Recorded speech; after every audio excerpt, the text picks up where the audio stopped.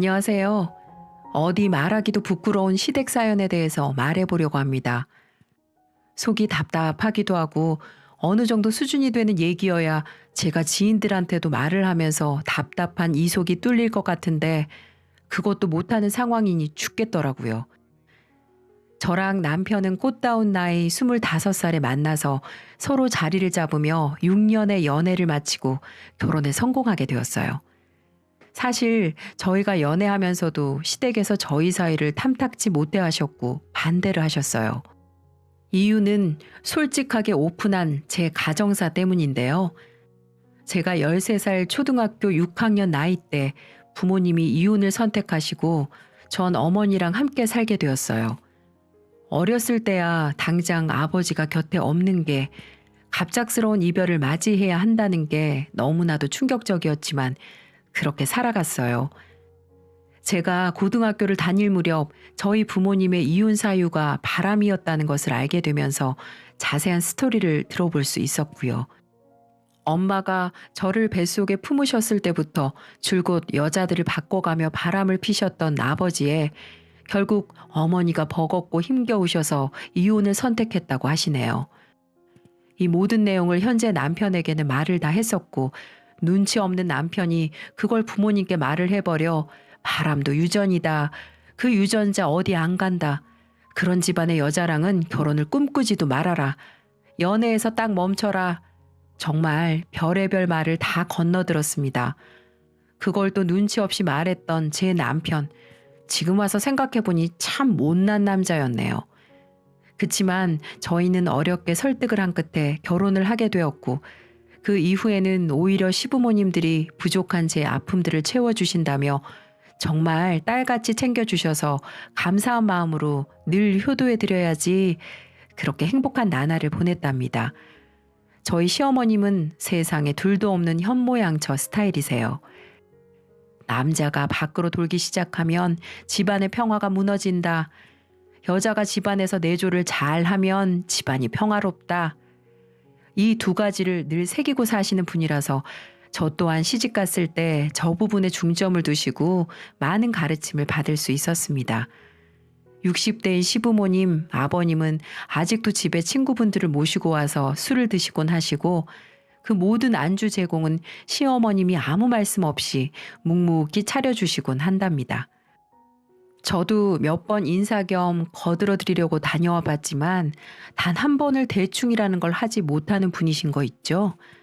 총 4명의 술상이면 안주도 4개, 그리고 디저트까지도 준비해 두시고 그날 방문하는 아버님 지인분들의 술 스타일, 안주 스타일까지도 다 파악하셔서 그 스타일에 맞게끔 준비를 하시거든요. 상다리가 휘어진다는 말, 이럴 때 사용하는 거겠죠? 아버님한테만 지극정성인 게 아니고 아버님의 지인분들도 모두 수용할 수 있는 넓은 아량, 그리고 저희 부부에게도 온전한 사랑을 주시는 어머님께 많이 배워야지 싶었네요. 그런데 제가 정말 못 볼 걸 봐버렸어요. 그날은 어머님이 먼저 연락이 오셔서 술상을 봐야 하는데 도와달라고 하셔서 급하게 부랴부랴 시댁으로 갔습니다. 갔는데 평소 편안하고 단정하시던 어머님이 조금은 화려하게 화장도 하시고 꾸며 입고 계시는데 놀라기도 했지만 너무 고우셔서 칭찬도 해드리고 화기애애한 분위기였죠. 아버님 친구분들 중에도 40년이나 함께한 분이 계시는데 그분은 워낙 저희 부부와도 평소에 자주 함께 하셔서 제가 제2의 아버지라고 호칭하는 분이세요. 오랜만에 뵙고 하니까 저도 반가워서 술자리 함께하게 되었고 어느새 안주가 바닥이 나는 게 보여 이제 상 좀 정리하고 안주를 더 내와야겠다. 혼자 생각하며 어머님께 말을 하려는데 어머님이 안 계시더라고요. 어머님을 찾아서 집안을 돌아다니는데 아버님 서재에서 시어머님의 웃음소리 비슷한 게 들려서 딱 들어서려는데 너무 놀라서 몸이 굳었어요. 그 서재에는 저희 시어머님과 40년 지기 친구분이 함께 벽에 서서 어깨 동무도 하고 포옹 비슷하게도 하면서 웃고 속삭이고 있더라고요. 이건 여자의 직감으로 바로 그렇고 그런 사이다. 바람이다. 이런 느낌이 왔고 너무 놀란 나머지 자리를 뜨지도 못하고 멍하게 서 있다 나오는 두 분과 딱 마주했네요. 너 언제부터 여기 서 있었니? 네? 아, 어머님, 이거 대체 무슨... 당신 먼저 자리에 가 있어요. 너는 방으로 따라 들어와라. 어머님, 아니죠? 제가 착각한 거죠. 그럴 리가 없잖아요. 너 지금 무슨 생각하는 거니? 내가 이래서 너네 연애할 때부터 그렇게 반대를 했던 거다. 뭐 눈에는 뭐만 보인다고? 나 참 설마 내가 뭐 바람났다고 생각하는 거니? 저 사람 네 시아빠 친구이기 전에 나랑도 40년 지기 친구 사이다. 중요하게 할 말이 있어서 잠깐 얘기하던 건데 너 지금 그 표정과 말투 뭐니? 아니요. 어머님, 이건 누가 봐도 두 분 부적절한 사이이신 거 맞잖아요. 저도 그 정도 눈 있고 직감 있어요, 어머님.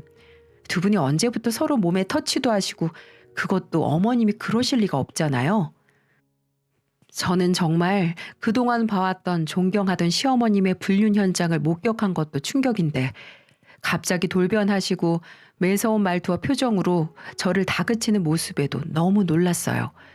아, 이래서 오늘 유독 꾸미셨던 거구나 하며 별 생각이 다 들더군요. 도저히 그곳에 있을 자신이 없었고 급하게 인사를 드리고 뛰쳐나왔네요. 집으로 돌아가서도 내내 머릿속이 하얘서 이걸 남편에게 말할지 말지도 한참을 고민했어요. 불륜은 무조건 증거가 중요하다는 거 잘 알고 있었고 현장을 목격했는데도 발뺌하셨는데 당연히 증거가 있어야겠다 싶어서 우선은 저만 알고 추후 증거를 잡아보자 싶더라고요. 아무 내색도 없이 지내고 있었는데 어느샌가 제가 시어머님께 가스라이팅을, 그러니까 세뇌를 당하고 있다는 걸 알게 되었어요. 네가 그날 본 장면은 평소랑은 다르게 다정해서 오해의 소지가 있었다고 나도 생각을 한다. 그치만 난 늘 주변 사람들에게 따뜻하고 다정하게 대해주기 때문에 그들도 나에게 그렇게 대해준단다. 특히 그날은 어깨랑 목 쪽에 통증이 있다는 시시콜콜한 대화를 나누다가 봐준다며 잠깐 그렇게 된 걸 네가 보고 오해한 것 같구나. 물론 너의 입장도 이해가 되긴 해. 하나뿐인 아빠가 한평생을 바람피다 이혼당했잖니. 근데 또 너는 그런 집안에서 자랐으니 바람, 불륜에 민감하고 예민할 거고 이런 친구 사이의 당연한 스킨십도 바람으로 오해할 수 있겠지 싶더구나.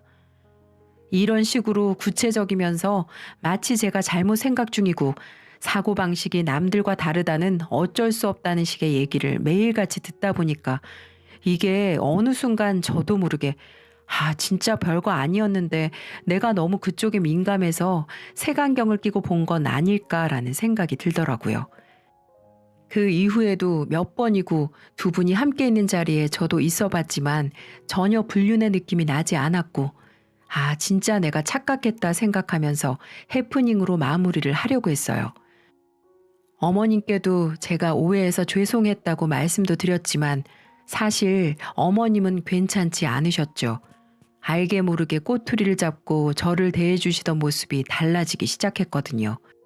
새아가의 호칭에서 너, 얘로 바뀌었고 아버님이나 남편이 있는 앞에서만 새아가라고 예전에 어머님처럼 불러주셨죠.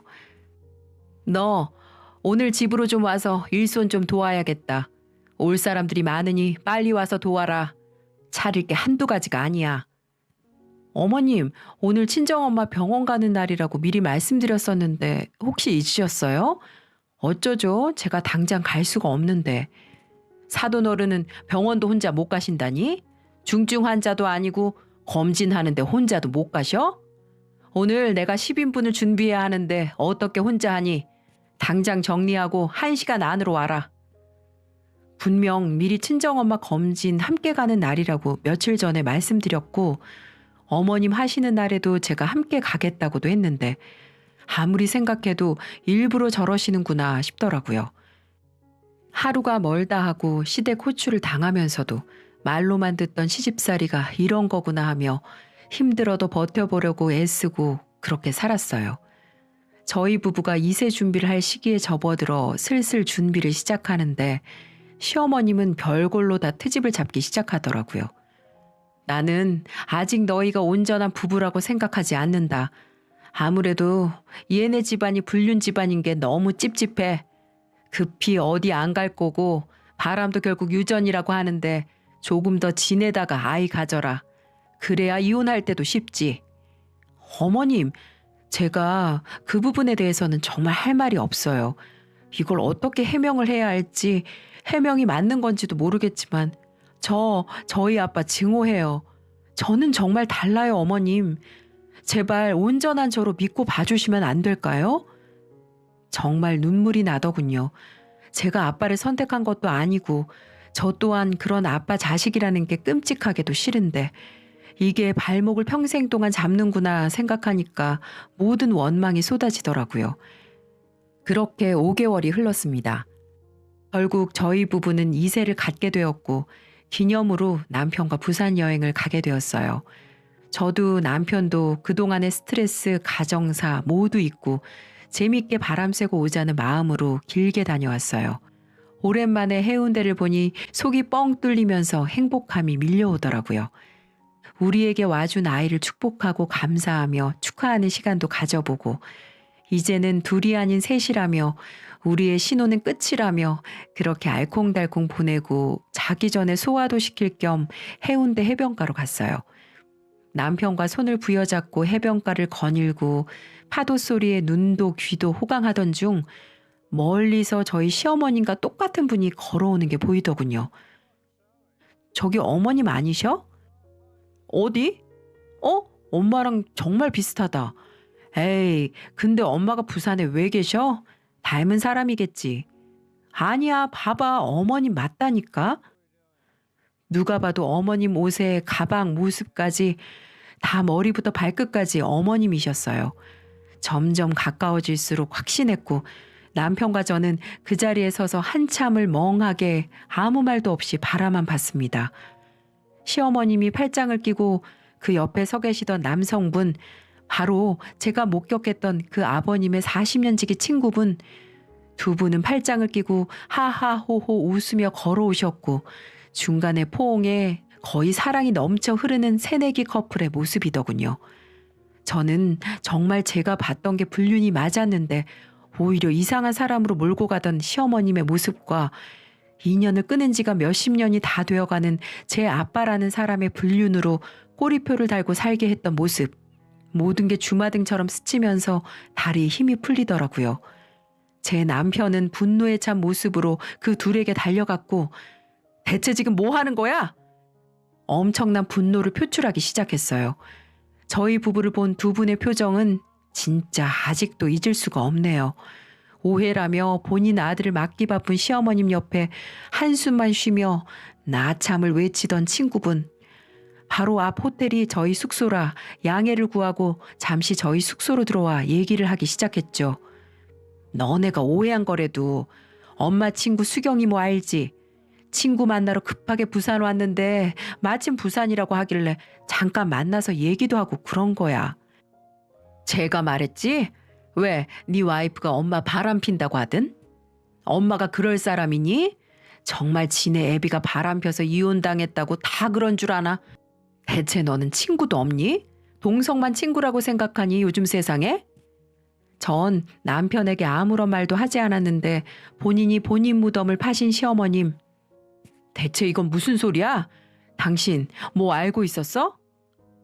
그간의 일들을 제 입에서 다 털어놨고 중간에 어떻게든 제 입을 막으려는 시어머님의 갖은 방해를 남편이 다 막아주며 전쟁이 시작되었어요. 남편은 두 분께 언제부터 그랬는지 제정신인지 정말 미친 듯이 분노를 표출했고 두 분은 싹싹 비시더군요. 아빠한테는 절대 비밀로 해야 한다. 알면 엄마 바로 쫓겨나. 너도 알잖니? 엄마가 그동안 어떻게 살았어. 엄마 너랑 아빠한테 평생을 희생하며 그렇게 외롭게 살았다. 그러다가 정말 따뜻한 이 사람의 손길이 너무 좋았고 거부해야 한다는 걸 알지만 쉽지 않았고 미안하다. 정리하마. 엄마는 그럼 여태 이런 비상식적인 행동을 하면서 어떻게 집사람한테는 아픈 상처를 들먹일 수 있었어? 엄마 진짜 어떻게 이 사람한테는 그렇게 상처되는 말을 아무렇지 않게 하고 뒤에서는 이런 짓을 하고 있었냐고. 남편은 진정이 쉽지 않아 보였고 상황을 정리하려 애를 썼습니다. 그 뒤로 시어머님은 제 남편에게 정말 갖은 노력을 다하셨고 그럴수록 제 남편은 겉돌기만 했죠. 다 큰 아들과 며느리에 손주까지 태어날 양반이 입버릇처럼 바람도 유전이네 뭐네 며느리를 쥐잡듯 잡던 양반이 뒤에서 본인 남편 40년 지기랑 바람을 피고 있었다고 생각하니 정말 쇼킹할 노릇이었지만 제가 임신 중이라 최대한 스트레스 될 만한 요소들은 알아서 피하자는 생각으로 신경을 끄려고 노력했죠. 너 어디니? 오늘 집으로 좀 와라. 둘이 할 말 있으니까. 아무한테도 말하지 말고 그냥 와. 무슨 일이세요, 어머님? 그냥 오라면 와. 와서 들어. 갑작스런 시댁의 호출. 그것도 남편에게도 말하지 말고 혼자만 오라는 것에 조금 찝찝한 마음이 들었고 저는 혹시 몰라 핸드폰으로 녹음을 켜둔 채 시댁에 들어갔어요. 거기에는 시어머님과 그 친구분이 함께 계셨고 두 분은 소파에 저는 바닥에 앉는 분위기가 되어 우선 앉기는 했지만 뭔가 제가 죄를 진 듯한 분위기가 연출되는 것 같아서 뭐지? 싶더라고요. 자고로 집안의 사람을 잘 들여야 한다고 했다. 내가 이 사람이랑 불륜같이 더러운 사랑을 하는 게 아니라 남은 생은 이 사람과 함께 하려고 서로 애틋한 마음 꾹꾹 눌러가며 참고 있는데 네가 그 모든 걸 망치는구나. 아주 괘씸도 하지. 너 같은 거 처음부터 내가 알아봤다. 너 내가 부산에 있는 거 어떻게 알고 갑자기 부산으로 온 거냐? 어머님, 제가 어머님이 부산에 계신 줄 어떻게 알아요? 저희 아이 생기고 축하할 겸해서 부산 여행 간 거라고 말씀드렸잖아요. 너는 내가 바람핀 게 아니라고 그렇게 말했는데도 날 미행하고 꾸준히 의심했던 거지? 그래서 부산까지 쫓아와서 내 아들이 현장을 보게끔 아주 머리를 쓴 거지. 진짜 어이가 없어서 아무 말도 안 나오더군요. 제가 미행을요? 나 참. 시어머님은 본인 바람 현장이 발각된 게 모두 제 계획하에 벌어진 일이라고 생각하시고는 본인 아들에게 큰 상처와 충격을 주게 만들었으니 저도 불행하게 만들 거라는 협박을 하시더군요. 이때 느꼈어요. 아, 이 사람은 사람이 아니구나. 그래서 저도 그간은 예를 갖추고 조심스러웠었는데 그런 모습 모두 버리고 있는 그대로의 제 모습으로 맞대응을 했습니다. 대체 어떤 사고방식을 갖고 계시면 그런 생각을 하세요? 아니라고 100번 1000번 말해도 어머님 편하신 대로 생각하고 이해하실 테니까 더 길게 말 안 할게요. 해명할 필요도 전혀 없고요. 이 모든 문제는 결국 어머님의 외도, 불륜이세요.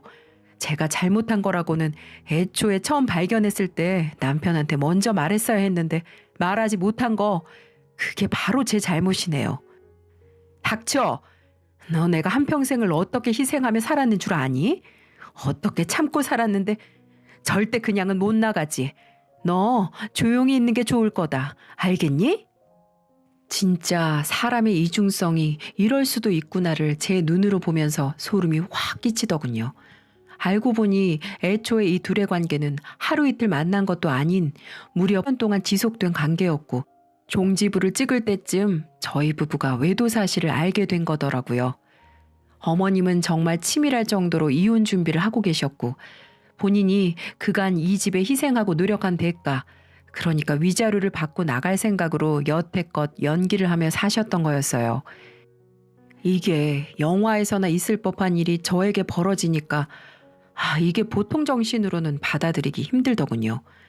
저희 아버님이 상당히 엄하시고 꼼꼼하신 분이라 저렇게 준비를 해서 이혼하려는구나 싶고 이 모든 사건을 수면 위로 올려야겠다 싶어서 녹취본은 바로 그날 남편에게 들려줬죠. 대체 어떻게 엄마가 그럴 수 있지? 나 사실 지금 너무 혼란스럽고 어떻게 해야 할지를 모르겠어. 당신한테는 너무 부끄럽고 미안하고 나는 괜찮아. 내가 늘 말했지. 아빠 얘기하면서 내 부모가 그렇다고 해서 나까지 그런 거 아니야. 우선 이거 아버님께 알려야겠어. 아버님께 알려야겠다고 생각을 하고 그러려고 했지만 쉽게 입이 떨어지질 않더군요. 혹시라도 충격에 쓰러지면 어쩌지 싶기도 하고 솔직히 시어머님의 악마 같은 이중적인 모습을 마주해서 겁이 나기도 했거든요. 저희가 시댁에 가겠다고 말씀을 드리고 가기 전날 연락도 없이 시어머님이 저희 집에 불쑥 찾아오셨어요. 너희 내일 왜 오려는 거니? 설마 니네 아빠한테 말하려고 하는 거야? 말할 거고 이제 나한테 엄마는 없어. 아빠 내가 잘 모실 거고 우리 그렇게 살 거니까 엄마는 엄마 인생 살아. 위자료는 한 푼도 못 가지고 나가게 내가 최선을 다해 아빠 도울 거야. 그러니까 기대하지 말고 그냥 최소한으로 챙겨서 엄마 나가. 너 어떻게 엄마한테 그럴 수 있어? 내가 아무렴 니네 아빠한테 정이 없는 거지. 넌 내 뱃속으로 10달을 품고 낳은 자식인데 어떻게 너는 엄마한테 그럴 수 있어? 소름 끼쳐 엄마. 엄마 생각하면 치가 떨리고 몸이 부들부들 떨려. 엄마가 날 정말 그렇게 아들로 생각한다면 이 사람한테도 그러지 못했을 거고 엄마는 이미 너무 멀리 왔어. 엄마가 이 사람 부른 날 혹시 몰라 내가 녹음기 손에 쥐어줬고 내가 그날 대화한 거 다 들었어. 이래도 할 말이 남았어? 제가 스스로 핸드폰 녹음기를 켜서 녹음한 것을 남편은 저렇게 말을 하며 증거가 있다는 것도 살짝 내비추고 연을 끊으려 하더라고요. 복잡한 감정이었어요. 한편으로는 마음이 아프면서도 경멸할 정도로 마주하는 게 싫었고 오묘한 감정이 들더군요. 저희 부부는 증거 수집을 상당히 열심히 했어요. 그러던 중에도 저희가 계속 증거를 모으고 있었던 걸 몰랐던 건지 그 와중에 또 몰래 두 사람이 만나는 장면이 목격되었습니다. 참, 나이 60 넘어서 뭔 짓거리들인지 도저히 이대로 두면 안 될 것 같았던 우리는 그냥 그대로 영상을 찍어서 시아버님께 보내고 자초지종을 설명하며 모든 증거를 보여드렸죠. 정말 쓰러지실까 걱정이 되었지만 아버님 힘겹게 정신을 가다듬으시고 이혼 준비를 하기로 했습니다. 40년지기 인생의 절반 이상을 함께한 둘도 없는 사이셨던 두 분이지만 상간남 소송도 준비했고 사실 어머님 역시 증거 앞에 발뺌도 못하고 본인이 이것저것 알아봤는데 너무 불리한 상황이라는 걸 알고 난 후 저희 앞에서 무릎을 꿇고 싹싹 빌며 또 애원을 하시더군요. 저희 아버님은 완강하게 당장 짐 싸서 나가라고 하셨고 그 길로 쫓겨난 시어머님. 그치만 언제고 저희 집에 찾아올 것 같았는데 역시였네요. 당장 문 열어! 저 임산부의 어머님 죄송한데 돌아가 주세요. 너 문 안 열어? 부숴버리기 전에 문 열어! 악에 악을 쓰고 정말 동네 창피해서 얼굴을 들고 다닐 수가 없겠더라고요. 혹시 몰라서 녹취를 한 상태로 문을 열었고 태어나서 처음 그것도 아이를 품은 채로 귀싸대기라는 걸 맞아봤네요. 너 같은 거 어디서 굴러와서는 집안을 풍비박산을 만들어? 집불 개뿔도 없는 거 며느리랍시고 대우해줬더니 네 급이 우리 급이랑 같아 보이니? 너 내가 조용히 있으랬지. 저 지금 치셨어요 어머니? 지금 상황도 어려우실 텐데 임산부 폭행 이것까지 추가되면 어머니 감당되시겠어요? 그래 신고해? 누가 무서워할 줄 아나 본데 내가 눈 돌아가면 네가 감당이 되겠냐? 평생을 니네 시아버지 뒤치다거리만 하고 살았다. 얼마나 힘들었는 줄 네가 아니? 젊을 적에 툭 하면 술 먹고 와서 때리고 심지어는 니네 시아버지도 젊었을 때 한 번 바람피다 나한테 걸린 적도 있었어. 그래도 난 네 남편 키워보겠다고 참고 인내하고 버티며 지금까지 살아왔다. 근데 왜 네 시아버지는 바람펴도 되고 난 안 되는 건데? 남은 인생 그동안 고생한 거 다 잃고 잘 살아보고 싶다는 건데 이렇게까지 해야겠어? 이제 이 나이 먹고 남은 인생이라도 좋은 사람과 한평생 살고 싶다는데 왜 네가 초를 치는 건데? 너만 아니었으면 깔끔히 황혼 이혼하고 서로 다들 잘 살지 않았겠어. 이제 어쩔 건데? 모든 게 물 건너갔는데 네가 어떻게 책임질 거냐고. 어머님, 시아버지가 과거에 무슨 행동을 하셨든 바람을 피셨든 제 눈으로 보지 못했으니까 여기서 뭐라고 말씀드릴 수 없어요. 하지만 분명한 사실은 제가 우리 가족을 깨뜨린 게 아니라 어머님이 모든 원인 제공을 하셨고 이 가정을 깬 것도 어머니라는 사실이잖아요. 그러니까 더 이상 구차한 변명 그만하시고 앞으로 더 이상 찾아오지도 연락하지도 마세요. 아들의 남편한테까지 버림받고도 아직도 뭐가 뭔지 모르시겠어요? 이 사실을 안 남편이 바로 어머님을 폭행으로 고소를 했고 결국 어머니는 절 폭행한 죄로 경찰서 조사까지 받으셨고 검찰에서 벌금을 구형해 폭행죄라는 죄목이 꼬리표를 달게 되었습니다. 저희 아버님은 충격이 크셨지만 그래도 잘 헤쳐나가시려는 게 보여 다행이었지만 남편과 상의 끝에 합가를 하게 되었습니다. 저희가 곁에서 함께하는 게 맞다는 생각이 들더라고요.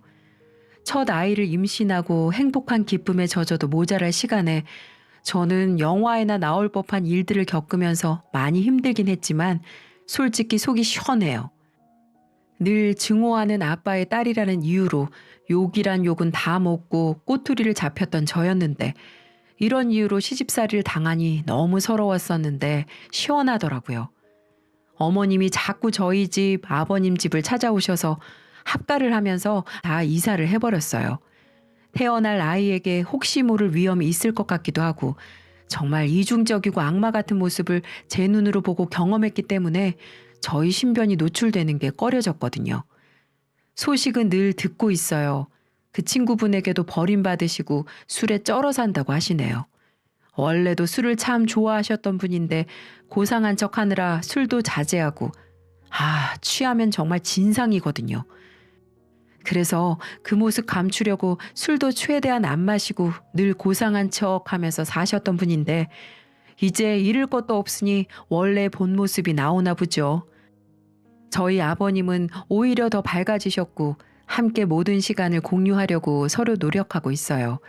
조금은 불편할 줄 알았는데 오히려 듬직한 아빠가 생겨 좋더라고요.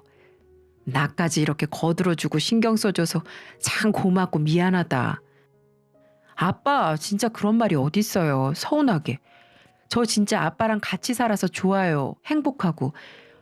이게 아빠 사랑이구나를 요즘 느끼면서 하루하루 얼마나 행복한데요. 그래 고맙다 세아가. 내가 진짜 너한테는 고맙다는 말밖에 안 나온다. 고생했다 정말. 저희는 정말 가식 없이 이렇게 훈훈하게 지내고 있어요. 가끔은 딸처럼 정말 투정도 부리고 그렇게 지낸답니다. 살다 보면 참 말도 안 되는 일들에 휘말리는 것 같아요. 저에게 벌어진 이 모든 일이 현실인가 싶기도 하지만 오히려 지금이 제가 딱 원했던 안정적인 결혼 생활을 유지하고 있어서 좋습니다. 결국 시부모님은 이혼을 하시게 되었고 지금은 명절이나 생신 때도 어머니는 없는 사람 취급하고 시아버님하고만 같이 살면서 오히려 더 예전보다 행복하게 살고 있습니다. 한순간의 잘못된 선택으로 인해 가족 모두를 잃고 혼자 저렇게 처량한 인생을 살아가는 어머니의 모습을 보니까 많은 걸 깨닫게 되더군요.